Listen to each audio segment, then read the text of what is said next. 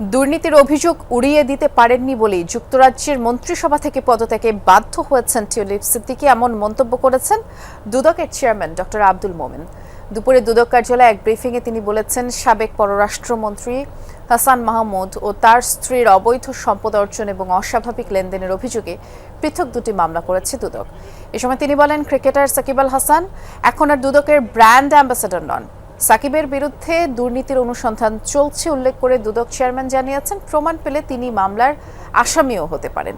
আর দুদক chairman জানান, দুর্নীতির মামলার যেসব আসামি দেশের বাইরে পালিয়ে গেছেন তাদের ফেরাতে আন্তর্জাতিক আইনে ব্যবস্থা নেওয়া হবে। যারা দুর্নীতি করেছেন তাদের প্রতি দুদক সহানুভূতিশীল নয়।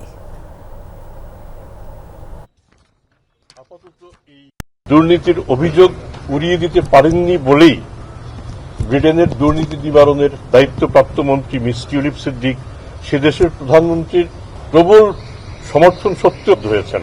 দুর্নীতি দমন কমিশন তার আইনজীবীকে এবং আইনজীবীর মাধ্যমে মিস টিউলিপ সিদ্দিকীকে ইতিপূর্বেই জানিয়ে দিয়েছে, সম্পূর্ণভাবে দালিলিক প্রমাণের উপর ভিত্তি করেই আদালতে দুর্নীতির চার্জশিট দাখিল করা হয়েছে।